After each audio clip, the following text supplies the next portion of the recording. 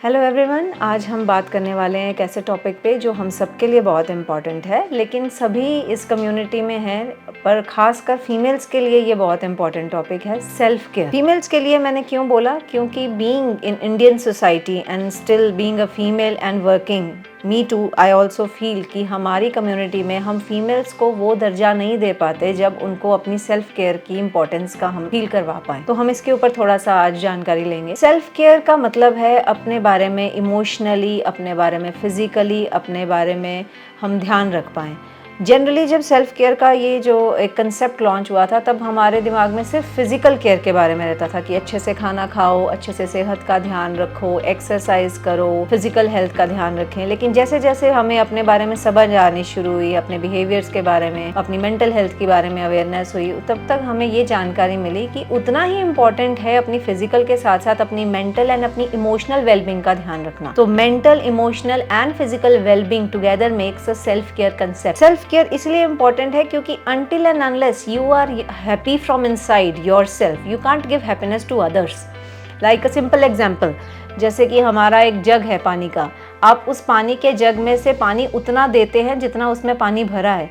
एक बार वो जग खाली हो जाएगा तो क्या आप उसमें से पानी लोगों को और दे पाएंगे? सामने वाला चाहे जितना भी प्यासा है, नहीं ना, उसमें आपको और पानी भरना पड़ेगा, तभी आप सामने वाले की प्यास बुझा सकते हैं। इसी तरह से सेल्फ केयर इतना इम्पॉर्टेंट है कि जब तक आप खुद की सेहत का अच्छे से नहीं ध्यान रखेंगे, अपने हेल्थ का नहीं ध्यान रखेंगे, तब तक आप किसी और को खुश नहीं रख सकते। अब मैंने जैसे स्टार्टिंग में बात की कि आज का टॉपिक फीमेल्स के लिए स्पेसिफिकली हम क्यों मैं उसको एड्रेस कर रही हूँ, उसके पीछे एक वजह है। आज की डेट में most of the females are working, either they are students, they are doing part time jobs, they are हाउसवाइफ्स as well, and they are taking care of everything in their family. हमारे culture में जैसे कि हमारी upbringing है, हमारी society है, हमको सिखाया जाता है कि हर चीज़ का आपने ध्यान रखना है, कि बीइंग अ फीमेल आप एक स्पेशल रिस्पॉन्सिबिलिटी वो करते हैं कि सबको आप खुश रखें, सबकी चीज़ों का ध्यान रखें, सबकी परवरिश अच्छे से होनी चाहिए। तो एक सबकॉन्शियस माइंड में हमारे एक ही चीज़ रहती है बीइंग अ फीमेल कि मुझे सबको खुश रखना है, कभी भी कोई कंप्लेन नहीं आनी चाहिए किसी से। खुद की सेहत को निगलेक्ट करते हुए, उसको सबसाइड करते हुए, उसको साइड पे रख के, इग्नोर करते हुए हम बहुत बार ये लोगों के लिए काम करते जाते हैं। लोग नहीं, गलत वर्ड होगा, फैमिली के लिए काम करते जाते हैं। लेकिन क्या हम अपने आप को इतना इंपॉर्टेंस दे रहे हैं? आज सुबह से आप उठे हैं, सुबह से बच्चे भेज रहे हैं, फैमिली को पाल रहे हैं, फिर आप अपनी जॉब पे जा रहे हैं, शाम को आके आप अपने बच्चों के होमवर्क्स करवा रहे हैं, फैमिली का टेक केयर कर रहे हैं। एंड ऑफ द डे बहुत थकावट, फटीग, लो मूड, सेल्फ वर्थ के ऊपर एक पिटी क्वेश्चन आ जाता है, सेल्फ गिल्ट, सेल्फ डाउट आ जाता है कि थ्रू आउट द डे मैंने अपने लिए क्या किया। तो उसका आंसर हमारे पास नहीं है। वो क्यों? क्योंकि आप शायद सेल्फ केयर को समझ नहीं पा रहे। It's not being selfish, there is lot of difference in between selfish and taking care of your own self. Self care is very important aspect of your own well-being. It's being self-compassionate. You have to respect your own health. You have to give proper care and proper love to your own health. Until and unless you do that, you can't just take care of other persons. It will be very taxing job for you. आप उसको नहीं manage कर पाओगे। तो हमारे लिए बहुत important है कि हम अपने आप को समझें, अपने आप को एक रिस्पेक्टफुली एक ओहदे पे लेकर आए। जब आप ये समझें कि हाँ, you are not a superman, you are not a god, you can't give happiness to each and every person around you. हम लोगों की हेल्प कर सकते हैं, अपनी रिस्पॉन्सिबिलिटी पूरी कर सकते हैं, हर चीज़ का ध्यान रख सकते हैं, लेकिन उतना ही इम्पोर्टेंट है अपने लिए एक स्पेस बनाना। उस स्पेस का ये नहीं मतलब है कि आप डेली अगर कहेंगी मैं स्पा पे जा रही हूँ, पार्टीज पे जा रही हूँ, I am not addressing you, if you are enjoying that great, लेकिन इसका मतलब ये नहीं है कि आप अपनी चीज़ों को, अपनी रिस्पॉन्सिबिलिटीज़ को इग्नोर करके ये सब कुछ करिए। बट डेफिनेटली दिन में कुछ ऐसा समय निर्भित करिए जब आप खास अपने आप के साथ समय बिताएं। Spend time with your self alone. It's not important कि आपको सबके साथ हमेशा ही बैठे रहना है। आप अपने मेंटल एनर्जीज, अपनी फिजिकल एनर्जी सब ड्रेन कर रहे हैं। सो अपने आप को वो समय दो जब आप सिर्फ अपने बारे में सोचें।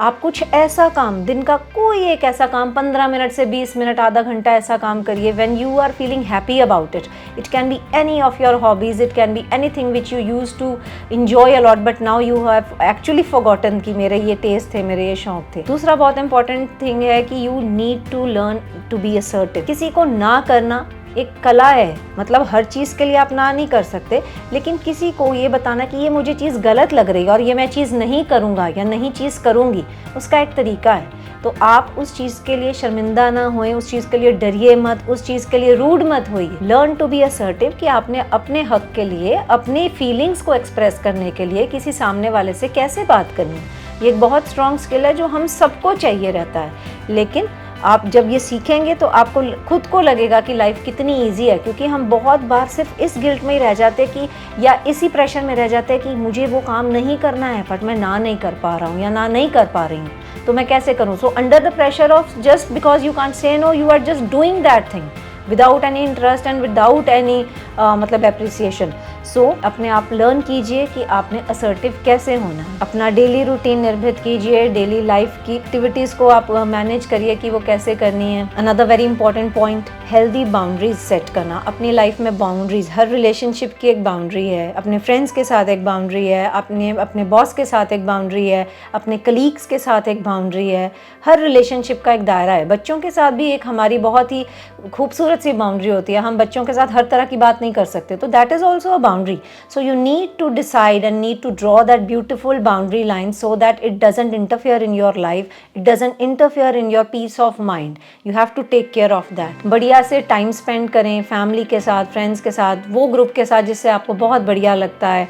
You feel light end of the day, आपको स्ट्रेस नहीं लेना है उसी ग्रुप में जाके बैठ जाना जहाँ पे वो सब बातें होती जो आपको अच्छी नहीं लगती, and you are just sitting for the sake of sitting. No, you don't have to do that. You have to spend time with the people which actually give you joy and pleasure and happiness from inside. It should not be superficial. And lastly, obviously, you need to talk about your problems, your issues to your closed ones, to your loved ones.